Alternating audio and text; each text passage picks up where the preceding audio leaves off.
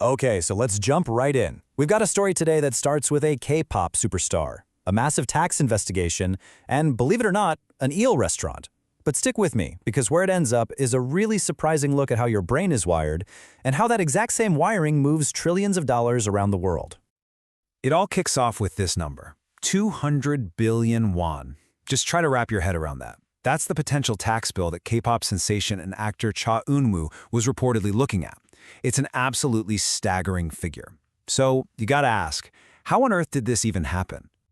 But here's the thing. This isn't really about a celebrity's bank account. This is a story about the rules of a super complex game that we're all a part of. And more importantly, it's about the little glitches in our psychology that make all of us, from superstars to regular investors, do some pretty weird things with our money. So here's how we're gonna break it all down. We'll start with the scandal itself. Then, we'll dig into the rules that even make this kind of thing possible. From there, we're going to explore the psychology, the why behind it all. We'll see how those same human reactions cause huge global ripples, and then we'll wrap it up with what this all means for you and how you can make your smartest move. All right, let's get into the juicy details. At the center of this whole thing is, of course, Cha Eun-woo. But the other key player was the special tax unit brought in to investigate him, a unit with a pretty terrifying nickname, the Grim Reapers.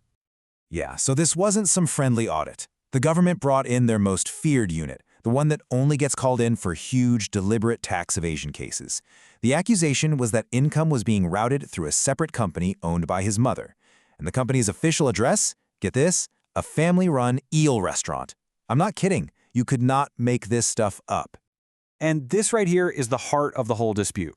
His side says, hey, this was a legit one-person agency providing real services, but the tax authorities, they looked at it and said, no way. This is a paper company, a shell, set up for one reason and one reason only, to slash that massive personal tax bill. So to understand how this can even be a great area, we need to take a look at the rules of the financial game board. And trust me, they are very complex.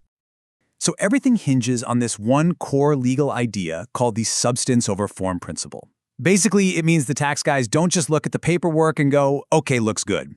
They get to look past the legal documents and ask a simple question. What really happened here? Did this company, based out of an eel restaurant, actually do anything to earn this money? And if you're wondering why anyone would go to all this trouble, well, the motivation is right here in black and white. If you're a high earner, your personal income tax rate can be almost 50%. But the corporate tax rate is less than half that. That huge gap creates this incredibly powerful pull to figure out a way to earn your money through a company instead of as a person. And, just to make things even more interesting, the rulebook is constantly being rewritten. For example, starting in 2026, those low corporate rates are going up, and some key tax credits are going away. So a strategy that might be totally smart and legal today could get you into serious trouble down the road. Okay, so we've covered the what and the how. Now let's get to the why, because this whole story isn't just about tax law. It's really about the weird glitches in our brains when we have to think about money. This brings us to the work of a Nobel Prize-winning economist named Richard Thaler. He basically pointed out that for decades, economics was built on this idea that people are perfectly rational decision-makers, a species he calls econs. But here's the problem. Real humans aren't econs. We're emotional, we're biased, and we're actually pretty predictably irrational. Thaler's work gives us a perfect little mental framework for this. It all starts with something called loss aversion. The simple idea is that the pain of losing a dollar feels about twice as bad as the pleasure of gaining a dollar. So paying a nearly 50% tax feels like a huge, painful loss. To deal with that pain, our brains do a little trick called mental accounting. We create a separate bucket in our heads called company money. And all of a sudden, paying a 20% tax from that bucket doesn't feel like you're losing your own money. It feels like a business expense, and that hurts way, way less. Now this is where things get really fascinating, because it turns out this isn't just about one person's taxes. This exact same irrational human psychology is what drives trillion-dollar moves in the global financial markets. So check this out. Not long ago, the New York Fed made a simple phone call, what they call a rate check, just asking some traders for the price of the Japanese yen. That's it.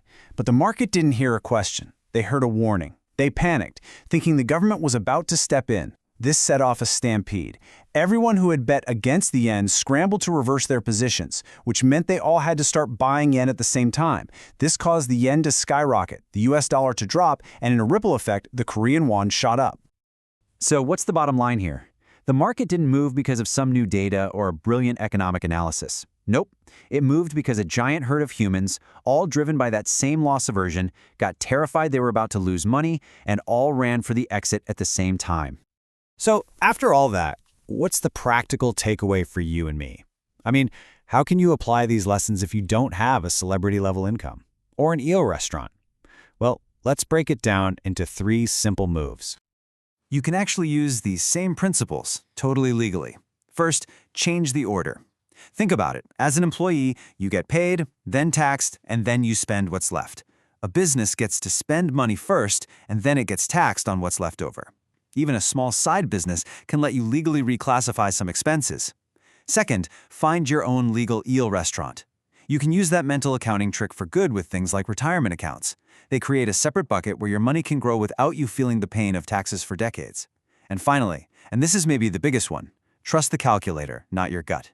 The tax scandal, the currency panic, both were fueled by emotion. The absolute best financial moves are the ones you make to protect yourself from your own irrational brain. They come from cold, hard math, not from fear or greed. And all of this leaves us with one last big question. We keep building these incredibly complex financial and legal systems that all assume we're going to act like perfectly rational econs. But all the evidence, from celebrity tax bills to global market meltdowns, shows us that we're not. So maybe the real question isn't just how we can navigate the system better, maybe it's whether the system itself needs to be redesigned for the predictably irrational humans we actually are. Something to think about. Thanks for watching.